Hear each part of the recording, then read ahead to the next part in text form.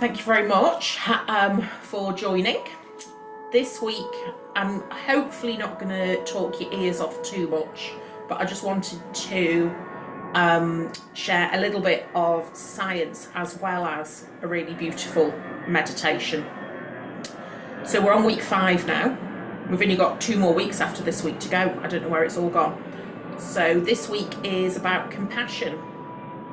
Last week, week 4, we did authenticity, and we did a chakra-based visualization for our solar plexus chakras. The week before, I had you sticking your tongues out for box breathing and cooling breath. The week before that, we did purpose, and that was using the earth and doing a rooting visualization down into the earth. And then back at week 1, which feels like a million years ago, it was kindness, and it was a nice short heart chakra meditation. So this evening I am going to talk briefly, I promise, about compassion and compassion meditations. And because I'm nerdy, I'm going to talk a little bit about the science, because it's more than it's nice to be nice. Obviously, it's nice to be nice, it's good to be good, it's kind to be kind, but there is more to it than that. And I've been reading this book, as you can tell by all the post-it notes, this week. So why kindness is good for you. Now, Dr. David Hamilton is a PhD doctor, makes him a doctor nonetheless, but he's got a PhD in organic chemistry. And within his book, there's a variety of chapters, and he gets really very much into the organic chemistry of it, the science of it. So yes, it's very much about the woo-woo, but it also gives a lot more than that. And I, as luck might have it, read the chapter on compassion this week, which actually wasn't planned. That was just the chapter of the book that I was up to. So as you can see, because I'm such a geek, it's full of post-it notes. He's got a few other books as well, which I'll work my way through. You can pay a small fortune to see him speak, but you can also get his TED Talks on YouTube. So at some point I'll do that. And if they're particularly useful, I'll share them around. So I guess firstly, what the heck does compassion mean? What is it? Because it was a word that when I wrote compassion down for tonight's class, I thought, oh, I know what compassion is, I know what being compassionate is. But then actually when you think, how do I put that into words? It made me kind of scratch my chin. So apparently compassion originates from a Latin word. I didn't do Latin at school. And it's the Latin word compati, and that means to suffer with. So when we're compassionate, we are sitting with a sensation, whether it's within us or within somebody that we're sitting with. And to make a bit more sense of it, I looked at some definitions, and it's a consciousness, so an awareness of distress, whether that's others or ours, along with a desire to alleviate that discomfort. So to, whether you use the words heal, or, which is probably a bit egotistical, or just relieve distress. So effectively, if we're being compassionate to ourselves and or others, we may be acknowledging something inside us which we need to let go of, we need to sit with and understand, but ease away from. So that's kind of what I've decided compassion means. I might be totally wrong, and it might mean something different to everybody, but I think that's kind of where I'm up to. So it's about sensing discomfort or distress in ourselves or other people. It's an active process of easing that distress in some sort of way. There's an element of being sympathetic, kindly, caring, all those good things. And some people use empathy and compassion interchangeably, and it isn't. And in that book I read a really nice comment that empathy is feeling with someone and compassion is feeling for them. So empathy is kind of like you're walking in the shoes of the other person and you're almost feeling their distress, whereas compassion is more walking alongside them. And whether that's in your professional work, your private life, whatever, that kind of worked for me as a description.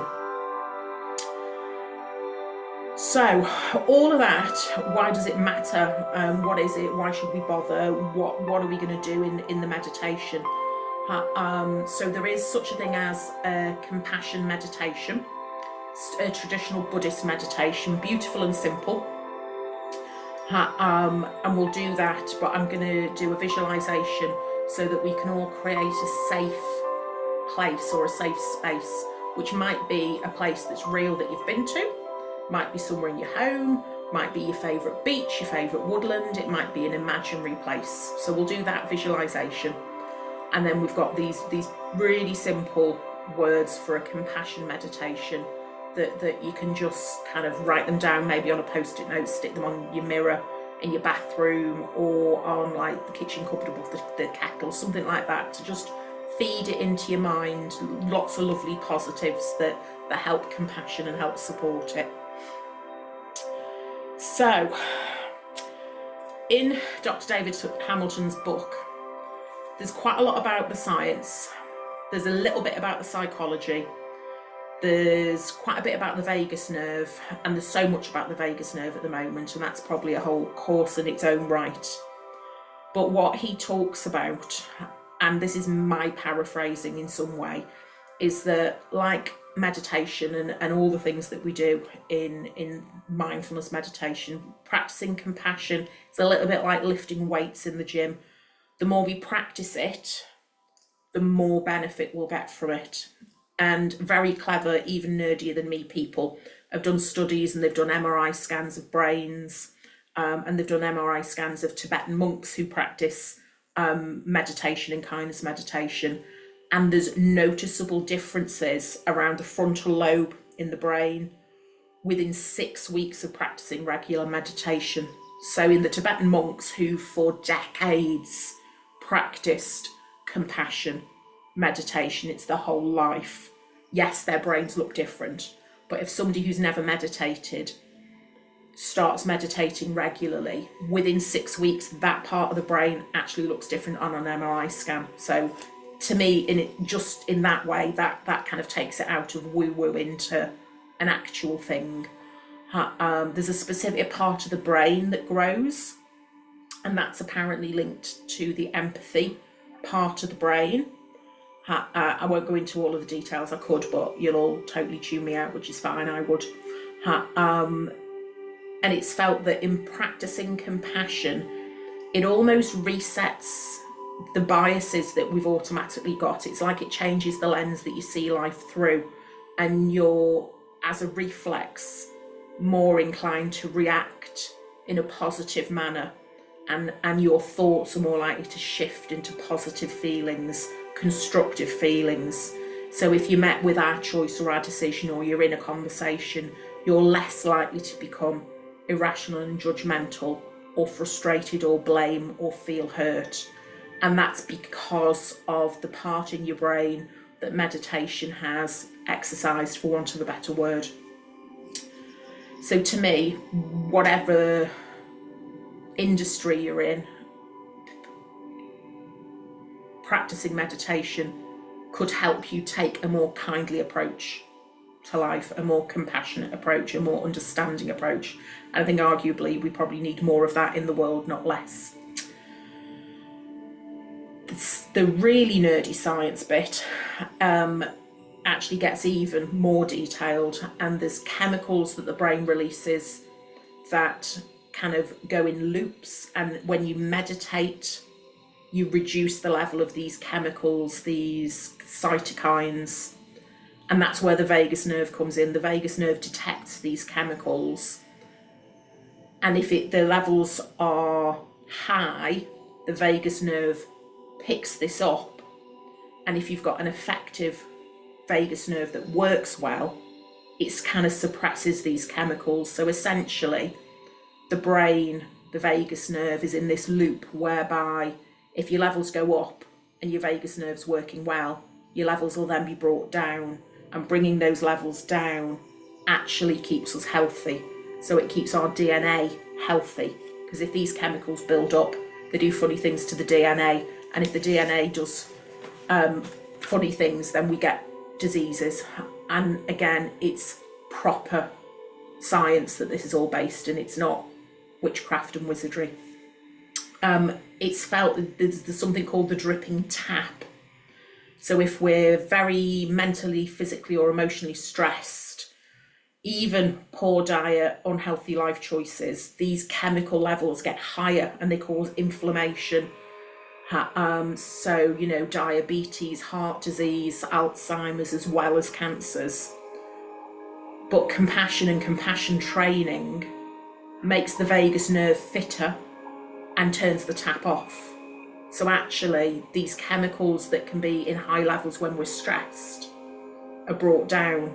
So interleukins, cortisol are brought down through meditation. Nitrous oxide apparently is increased. I've had to write these down, I'd never remember them.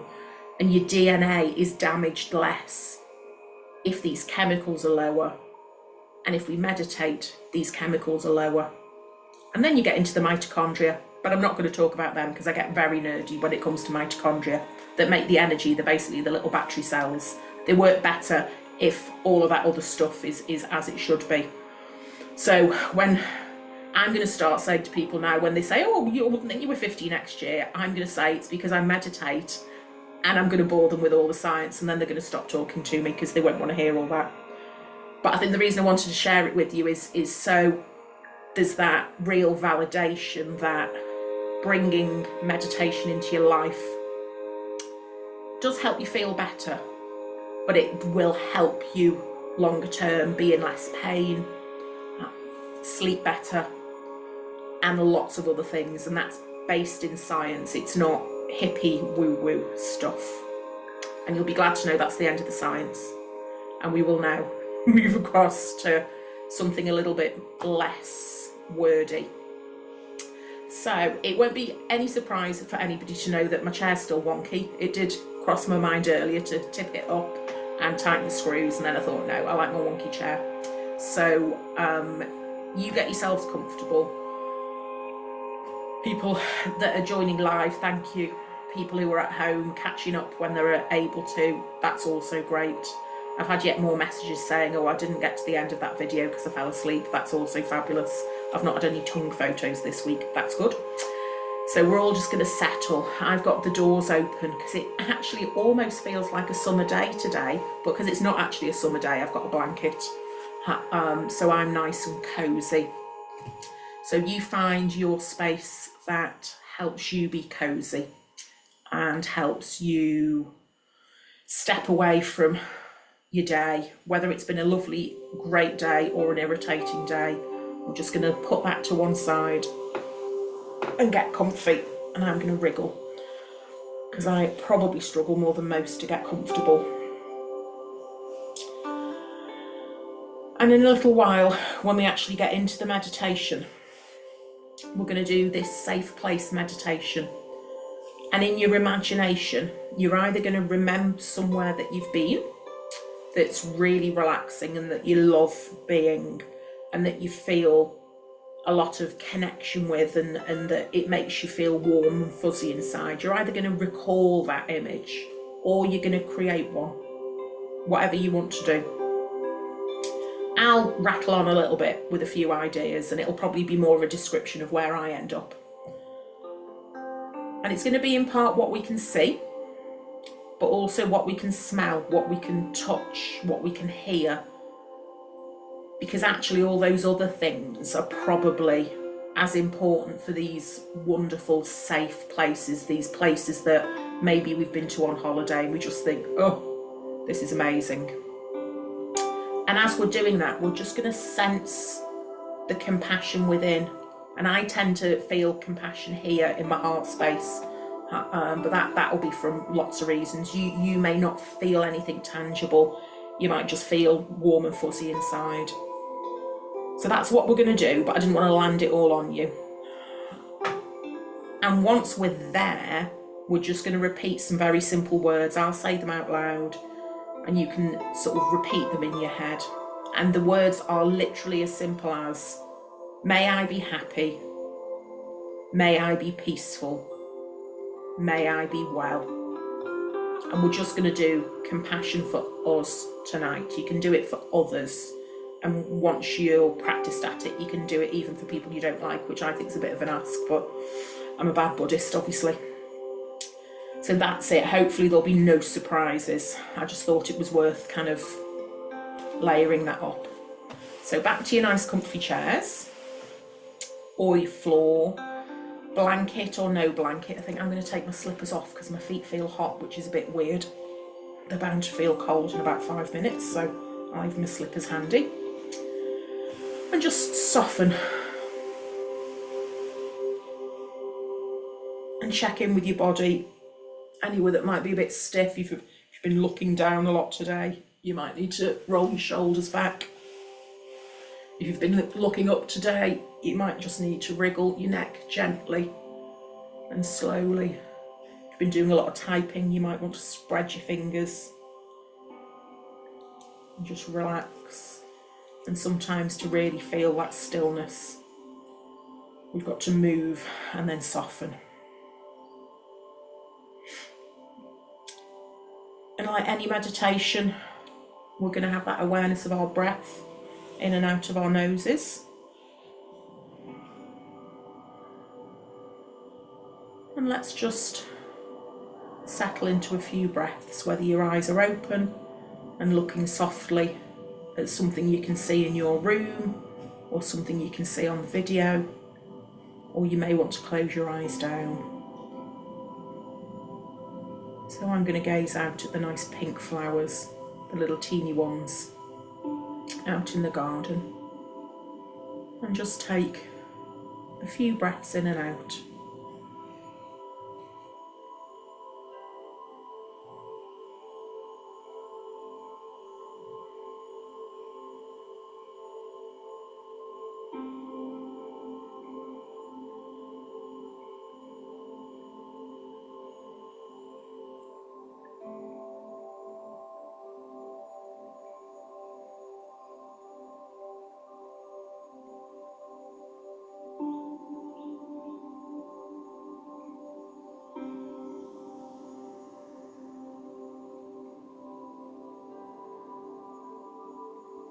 And just ease yourself away from your day.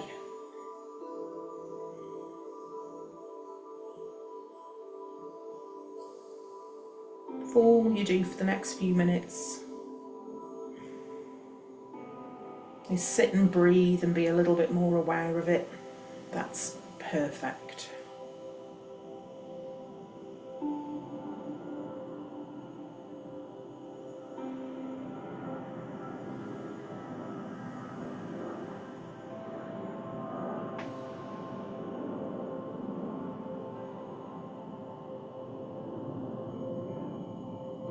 Take your time.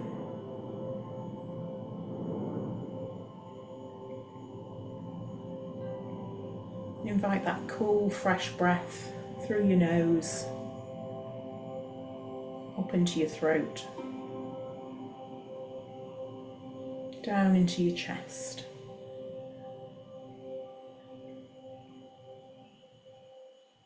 And soften.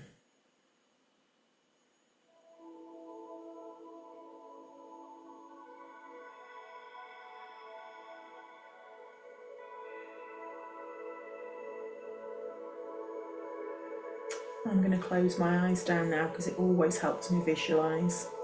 I don't know why.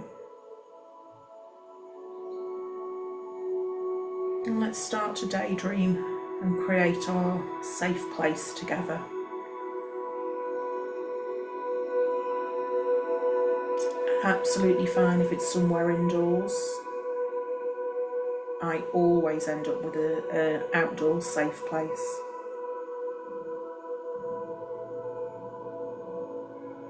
What can you see when you look down at your feet? Do you see your feet in shoes, or trainers, or walking boots, or flip-flops?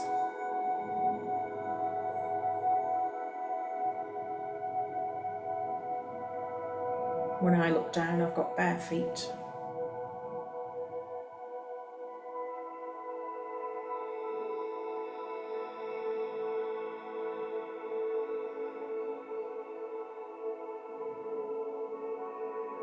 And what can you see under your feet?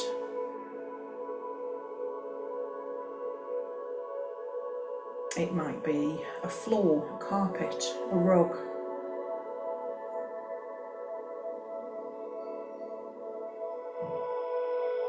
It might be sand or pebbles on a beach. It might be woodland, grass, a riverbed.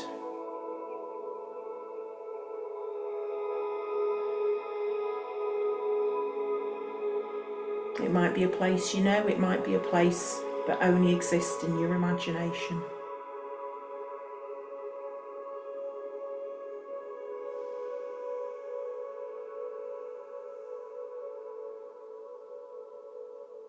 And I know my feet are bare and they're in water. So I'm imagining cool water. It's a little bit cold but refreshing, just on my feet.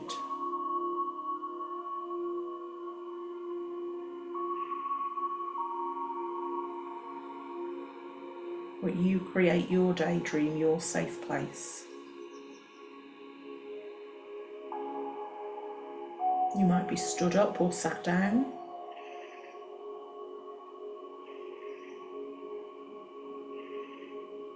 What can you hear?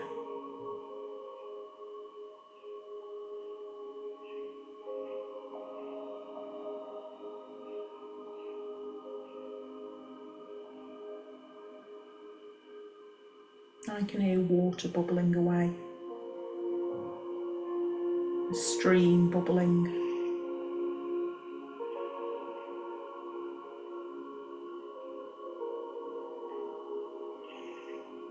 And I'm sat on a little bridge with my feet in the water.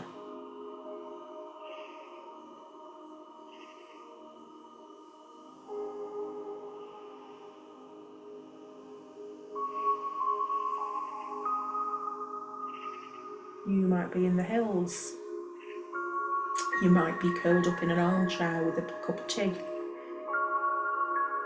looking out at a stormy night.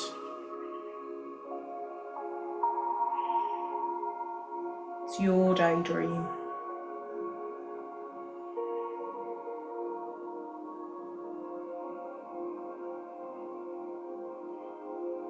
I can hear the trees in the breeze, the birds in the trees. Maybe the occasional sound of a sheep off in the distance as the breeze blows.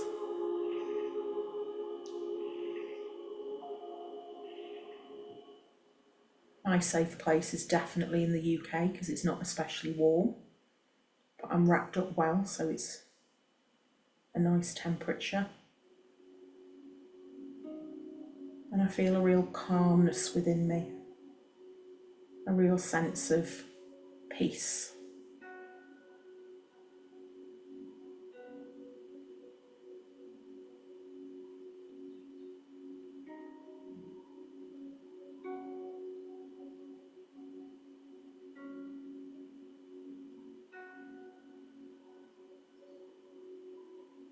And just have another little think about what you can see or hear, feel or smell,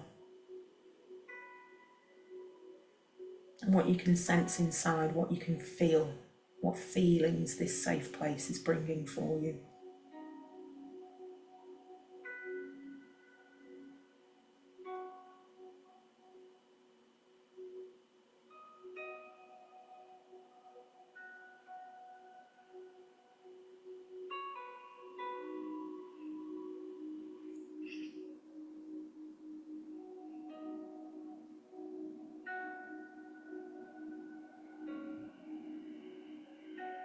So I have a feeling almost of connection and alignment going all from my tailbone all the way up my spine, up my throat and to the top of my head. So those are the words that are coming to me, the feelings, connection and alignment, and the energy I can feel around.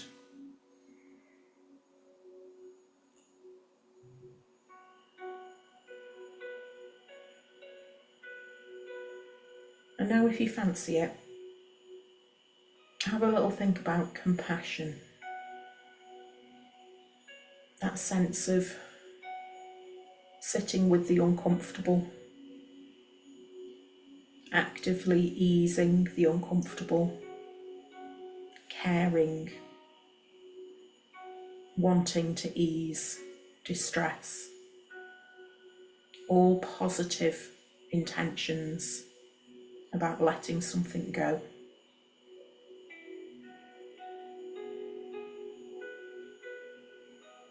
And you may not feel that in a part of your body, you may not sense anything, or maybe you do.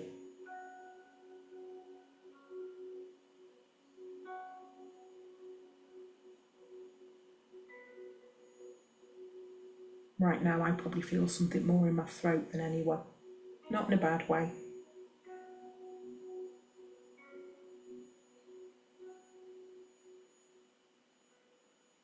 And if you want to repeat these words in your mind or out loud, please do. May I be happy. May I be peaceful. May I be well. Just say that a couple of more times, aloud or in your head. May I be happy. May I be peaceful. May I be well.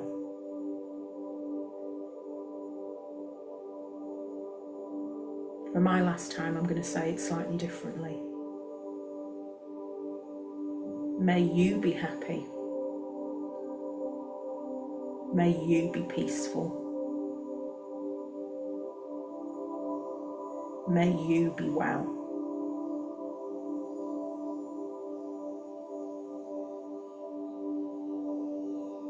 And just hold on to nurture that fuzzy feeling inside, that sense of compassion. Let it kind of pot around your body. It might help to release something that's troubling you. You may not be aware of the release, you may not be aware of anything troubling you. But just relax into that feeling of letting go, easing away from something, softening, filling up your soul with compassion and love for yourself first of all, and anybody you want to share it out to.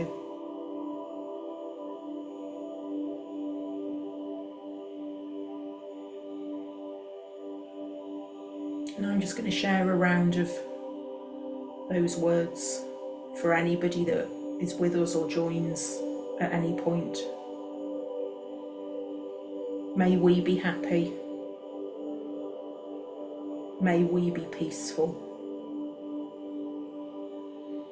May we be well.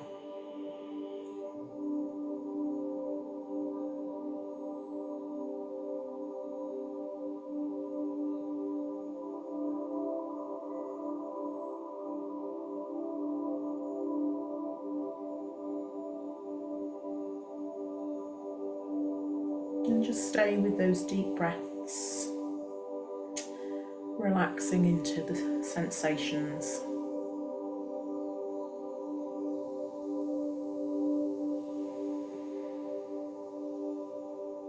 Check in with yourself, you might find you've got a bit tight somewhere. And just gently breathe and release.